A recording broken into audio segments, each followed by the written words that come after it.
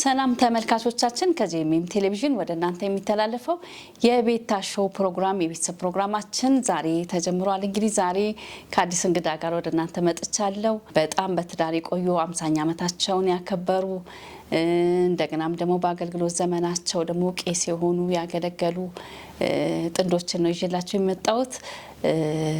5 ልጆች አሏቸው፣ 9 ደግሞ የልጅ ልጆች ያሏቸው ናቸው። ቄስ መንግስቱ ወልዴና ወይዘሮ ቦጋለች ሌንጮ ይባላሉ። እንግዲህ እድሜያቸው ቄስ መንግስቱ 81 ነው። በጣም እግዚአብሔር የእድሜ ባለጸጋ አድርጓቸዋል።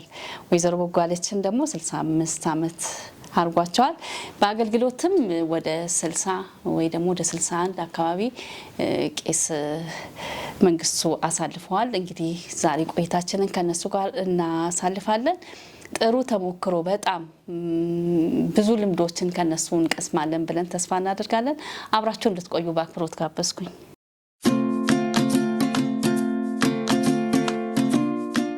እንኳን በሰላም መጣችሁ ቄስ። እንኳን በሰላም ቆያችሁ። እንኳን ደስ ያላችሁ። ለ50ኛ ዓመት የጋብቻ ክብረ በዓላችሁ እንኳን አደረሳችሁ። እንኳን ደስ እናመሰግናለን። እንግዲህ ጊዜያችሁን ሰውታችሁ ስለመጣችሁ በጣም አመሰግናችኋለሁ። ወደ ጥያቄያችን ከመግባቴ በፊት እንግዲህ ራሳችሁን እንድታስተዋውቁ ለተመልካቾቻችን እድል ሰጣለሁ። እግዚአብሔር አምላካችንን እናመሰግናለን።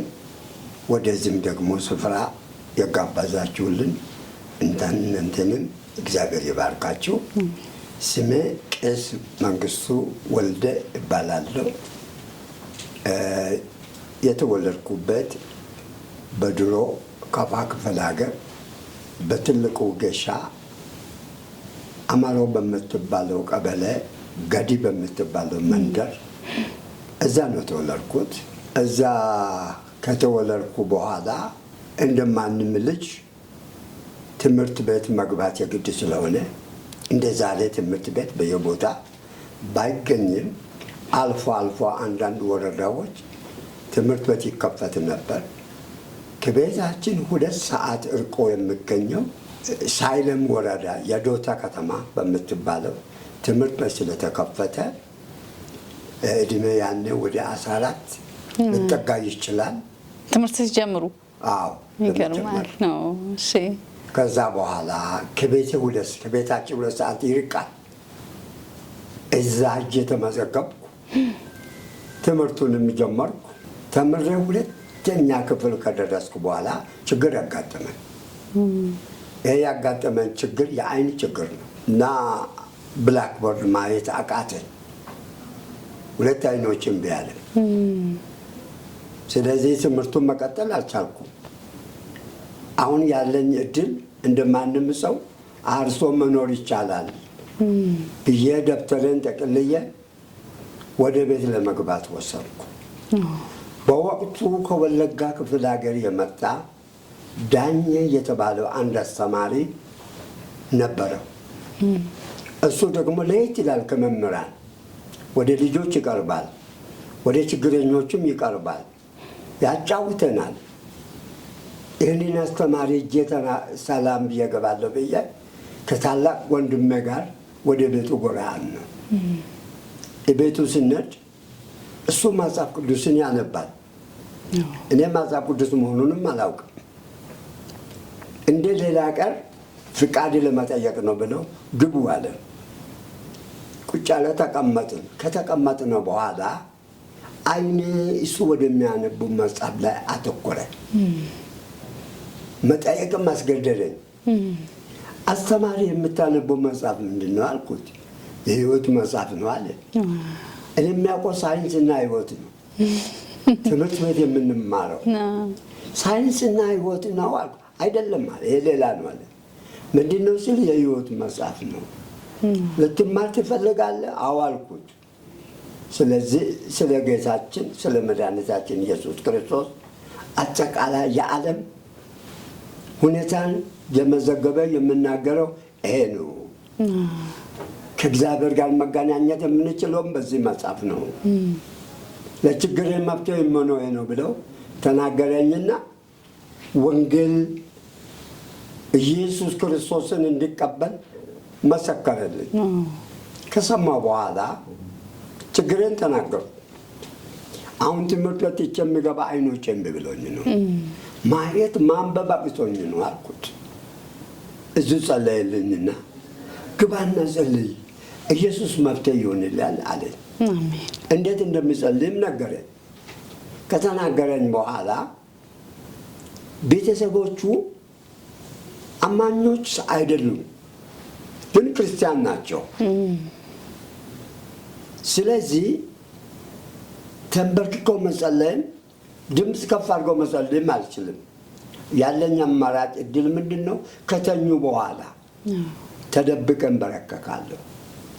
በድንገት እናቴ አንድ ቀን አዩኝ። ይሄ ልጅ ምንድን ነው የሚሰራ? ይንበረከካል፣ ምንድን ነው የሚያደርገው ብለው ነገሩ። ለአባቴም ለሌሎቹ ምን ያደርጋል አሉ። ይንበረከካል፣ እኔ አላውቅም፣ የምናገረው ማለት። ከዛ በኋላ በዚህ መልኩ ጌታን ተቀብዬ እነሱም ገና መቃወም ጀመሩ። ይሄ አዲስ ነገር ጌታ መጣሉ። እዚህ ቤተሰብ የሌለው ልምምድ ከዚህ መጣሉ። በቤተሰብ በዓመት የሚከበር በዓል አለ። ሚያዝያ ጊዮርጊስ ተብሎ ከተለያየ ቦታ ይመጣሉ። ስጦታም ይዞም ይመጣሉ። ሚያዝያ 24 ነው የሚከበረው።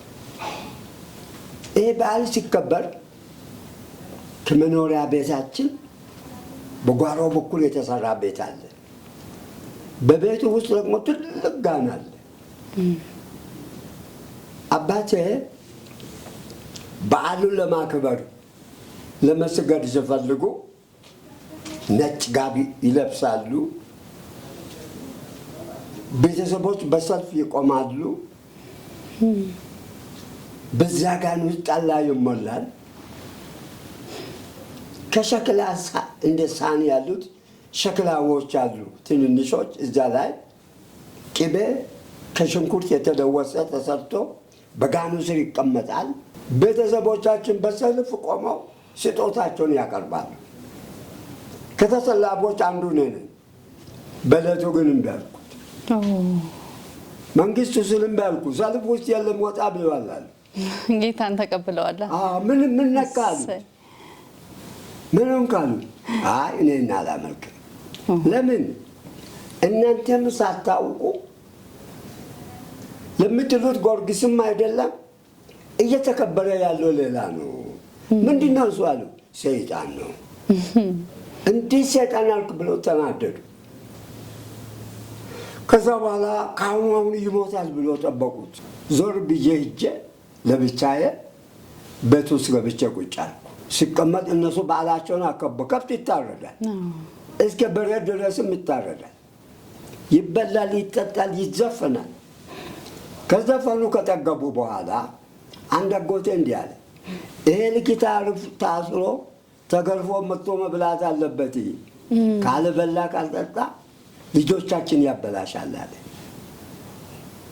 ስለዚህ አሁን ብላ አሉኝ። ይሄ ለጣዖት የተሰዋውን አልበላም። ይሄ ያዝኩት መጽሐፍ ቅዱስ ይህን ብላ አይለኝም። እናንተንም እኮ እየተናገረ ነው ያለማወቃችን አልኩት።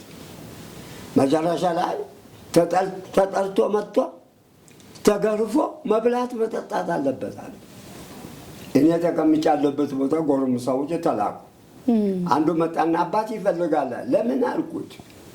ምን ይታወቃል፣ ልትገረፍ ይሆናል አለ። ምን አጠፋው? አይ ይህንም በዓል ባለማክበር ተጠያቂ ነው እያሉ ናቸው አለ።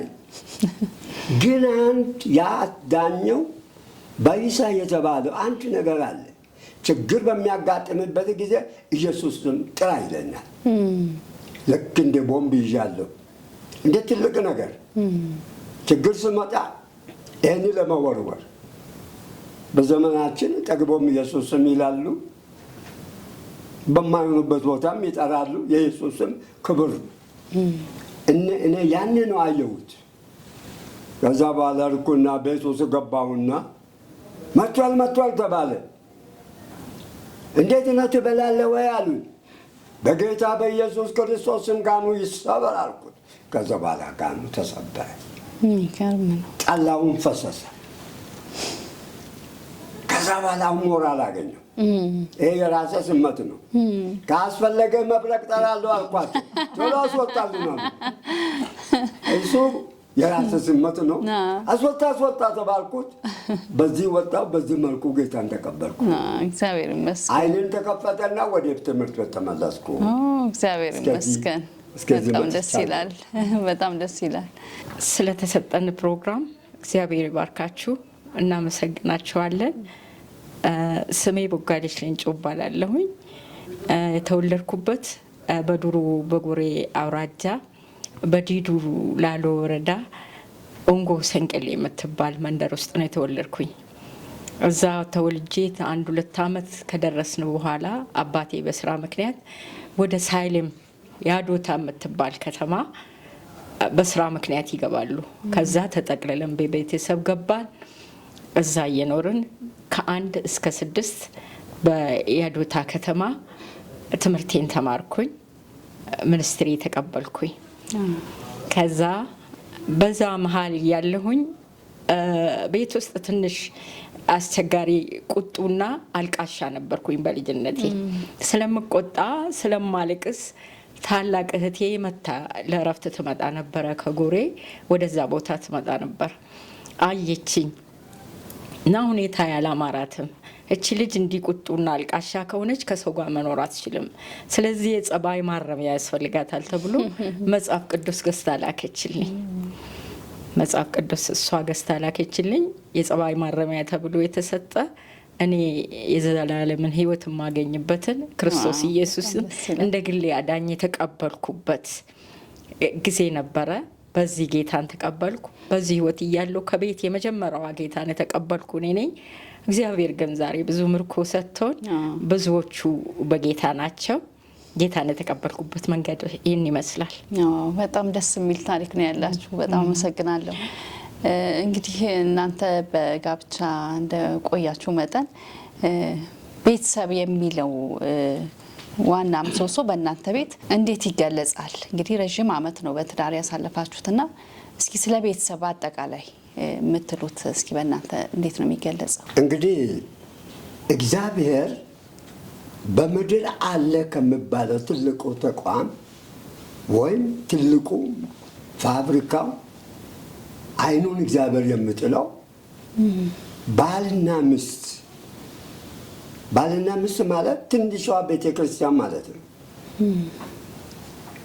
ትልቁ ቤተክርስቲያን የሚያምረው እቺ ትንሿ ቤተክርስቲያን ስትኖር ነው።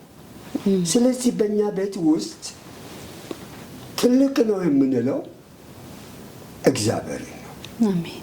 ወደዚህ ትዳር እኔም ልገባ የቻልኩት አልዋሽም፣ ሴትን አልወድም። ከምን የተነሳ አዳምን የጣለች እሷ ነች። ከሴጣን ጋር ተማክራ አትብላ የተባለውን ነገር ብላ አለችም፣ እሱም በላ። ኃጢአትን ወደዚህ ዓለም አመጣ። ሞት የተባለው ወደኛ ህይወት መጣ። ጭምር ነገር ስላለ ሁል ጊዜ ሴቶቹን ይሻሻሉ። በቤተ ክርስቲያን ውስጥ ብዙ ሴቶች አሉ። እጅ ጨብጣለሁ እንጂ አላናገራቸውም። እጅም አልጨብጥም። እንደው ሰላም ብዬ ነው ያለው። ስለዚህ ከዛ በኋላ በተለይ ደግሞ እያጠናከረው ሐዋርያው ጳውሎስ 1 ቆሮንቶስ 7:1 ላይ ለሰው ከሴት ጋር አለመገናኘት መልካም ነው አለ። እውነቱን ነው። ያን ሞት ያመጣች እሷ ነች። እሱ ያለበት ሐሳብና እኔ ያሰብኩት ሐሳብ አንድ አይደለም። በመንፈሳዊ ነገርም ገና ነኝ፣ ብዙ አላደኩም። ከዚህ የተነሳ ወደ ሴት አልጠቃም። የሆነ እያለ ትልቁን እግዚአብሔርን እንድንጥል ያደረገችው ሴት ነች የሚል ስላለ ከተቀበልነው በኋላ አሁን ለጌታ ስፍራ ሰጠ ነው። እኛ የቤተ ክርስቲያን ተቋም ነን ወይም ፋብሪካ ነን። እግዚአብሔር በምድር ላይ አለ የምለው ትልቁ ሀብት ባለ ትዳሮች ባልና ሚስት ወይ ቤተ ክርስቲያን የምንለው እነዚህ ሁለቱ ሲኖር ነው ቤተ ክርስቲያን የምትኖረው። እነዚህ ደግሞ ከረከሱ ከተቀደሰ ሀሳብ ከወጡ ቤተ ክርስቲያን የምለው ነገር ሊያስቸግረን ይችላል ብዬ አስብ ነበር። ከዚህ የተነሳ በእኛ ቤት ውስጥ እግዚአብሔር ትልቅ ነው። አሜን። እግዚአብሔር መሪ ነው። አሜን። እግዚአብሔር የበላይ ተቆጣጣሪ ነው ብለን እናምናለን፣ እናደርጋለን፣ እንፈላለን። አሜን። አሜን። በጣም ደስ ይላል። ስለ ቤተሰብ እንግዲህ የእግዚአብሔር ቃል እንደምናገረው ባል የቤት መሪ ነው፣ አስተዳዳሪ ነው ይላል። ከዛ በላይ ደግሞ የቤታችን መሪ የቤታችን አስተዳዳሪ ሊሆን የሚገባው ዋናው ምሰሶ እግዚአብሔር ነው።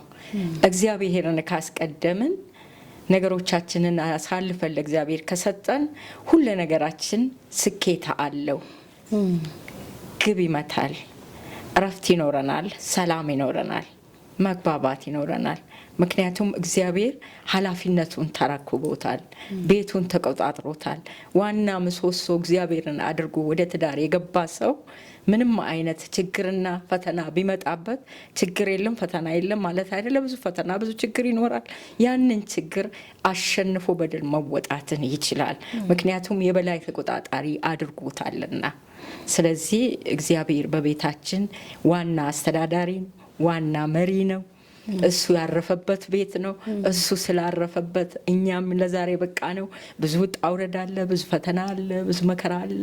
በዛ ሁሉ ውስጥ ዋና የሆነው አስተዳዳሪ የሆነው ጌታ እየመራንና እየቀደመን ለዛሬ ስኬት አብቅቶናል።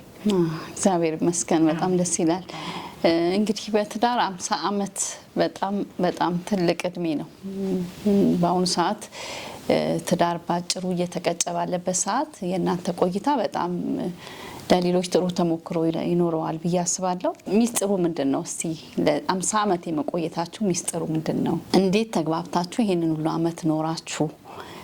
ከዚህ ጋር አያይዤ ደግሞ ብዙ የአማኞች ቤት ሲፈርስ እናያለን አይደለ? በአሁኑ ወቅት በጣም ከባድ ጊዜ ላይ ነው ያለነውና የትዳር ማቆያ ምንድን ነው ብላችሁ ትላላችሁ? የእናንተ የ50 ዓመት የመቆየታችሁ ሚስጥር ምንድን ነው? ለሌላውስ ምንድን ነው የምትመክሩት? እንግዲህ ትልቁ ላገቡት የምንለው ምናልባት እየፈረሰ ያለ ቤተሰብ ካለ ያን ቃል ኪዳን ስንገባ ለሁለታችን አይደለም 3 ሆነን ነው። ማን አለበት? እግዚአብሔር አለበት። አንቺና እኔ አንተና እኔ ብቻ ሳይሆን የቃል ኪዳኑ ትልቁ ባለቁልፉ ባለመሪው እግዚአብሔር ነው። ያንን እግዚአብሔርን በቤታችን መሪ እናደርጋለን። ላኪ ያቺ ሱነማይቷ ሴት ታላቅ ሴት ተብላ የተጠራችው እኔ በመጽሐፍ ቅዱስ ውስጥ ታላቅ የተባለችውን ሴት አላየሁም። ግን ብዙ ቅዱሳን ሴቶች አሉ። እሷ ለምንድን ነው ታላቅ የተባለችው ብዬ ሲመረምር ሲያስብ የእግዚአብሔርን ነቢይ በቤቷ ይመላለስ ነበረና ባሏን አንድ ቀን አማከረችው። ይሄ እኛ ጋር እያረፈ የመደው የእግዚአብሔር ነቢይ ነው፣ ቦታ እናዘጋጅለት፣ ስፍራን እንስጠው ብላ በቤታቸው ሰገነት ላይ ቤት ሰሩና ነቢዩን ኤልሳዕን እንደ ድሮ አትመላለስም፣ ከዛሬ ጀምረ የቤታችን መሪ ነህ፣ የበላይ ተቆጣጣሪም ነህ፣ ስፍራ አዘጋጅቶ ሰጡ። ዛሬ የኛ ትልቁ ትዳራችን ቁልፍ አንዱና ዋናው ለእግዚአብሔር ቅድሚያ መስጠት። የቤት የበላይ ተቆጣጣሪ ባል ቢሆንም ዋና ቁልፉ እግዚአብሔር ነው። ትዳር እንዳይፈርስ እንግዲህ ዋናው መጀመሪያውኑ ሲመሰረት ትዳር በቁስ ላይ በእውቀት በውበት በሚታዩት በዓለም ነገር ላይ ከሆነ በጣም አስቸጋሪ ነው። አሁን እንዴት መጣችሁ ብትይ እኔና ቄሱ ስንጋባ በዚህ ዘመን የሚታይ እግዚአብሔር ያንን ካሳ እንላለሁኝ። እንዲህ ተደግሶልን 50ኛ ዓመታችን ራሱ ሲከበር ቬሎ የሚባል ነገር አናቅም። በወቅቱ እዛ አካባቢ ቬሎም የለም። እኔ ጥሩ ያበሻ ቀሚስ ነው እሱ የለም። መኪና የለም በወቅቱ። ፈረስ አለ። ያም ፈረስ እንኳን የማግኘት እድል አላገኘንም። ምንም የሆነ ነገር እኔም ልብሴን በለበስኩበት እሱም የራሱን ልብስ በለበሰበት ተጸልዮልን፣ ግን ክርስቶስ ኢየሱስ ቀድሞ ጌታን አስቀድመን ነው ወደዚህ ትዳር የገባ ነው። በቤታችን የሚታይ ነገር የለም። በሱም እጅ በሱም ኪስ ምንም የሚታይ ነገር የለም። የታየው ግን ቀድሞ ጌታ ነበረና ሁሉ ነገር መልካም ሆነ እና ዛሬ ሰው የሚታየውን የምድራዊውን ነገር አይተን ከገባን የምድሩ ነገር ገንዘቡም ይጠፋል፣ ውበቱም ይረግፋል፣ ሁሉ ነገር ቦታውን ይለቃል። ያኔ ትዳራችን በነገሮች ላይ ነው እና የተመሰረተው ሊበላሽ ይችላል። ስለዚህ መጀመሪያውን ወደዚህ ሲመጣ ጌታን መሰረት አድርጎ በጌታ ላይ ታምኖ እውነተኛውን ንጹሕ ፍቅርን ይዞ ተቀባብሎ አንዱ ለአንዱ መረታት አለበት። አንዱ ለአንዱ መሸነፍ አለበት። ዛሬ ችግሮች ሊኖሩ ይችላሉ። እነዚህ ችግሮች ደግሞ ነገ ይለወጣሉ። ነገ ሌላ ቀን ነው። ያ ደግሞ የሚሆነው በጌታ ነው። ወንድሜ እንዳለው በጸሎት ነው፣ በመቀባበል ነው፣ በመረዳዳት ነው። ይሄ ውስጥ ገብቶ ሰው ትዳሩን ከያዘ ትዳር አይፈርስም። ትዳር እግዚአብሔር ሲሰጥ አንድ ነገር አምናለሁ። ከእግዚአብሔር የተሰጠ ትዳር ምን አይነት ትዳር ነው? የምድር ገነት ትዳር ነው። ምክንያቱም በገንዘብ በእውቀት በውበት ያልተመሰረተ በእግዚአብሔር የተመሰረተ ከእግዚአብሔር ደግሞ የተሰጠ ትዳር የምድር ገነት ነው።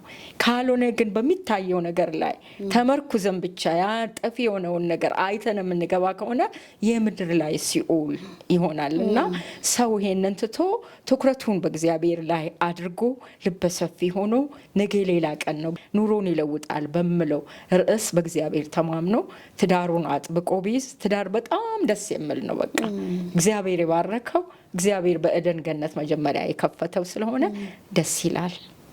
በጣም አመሰግናለሁ።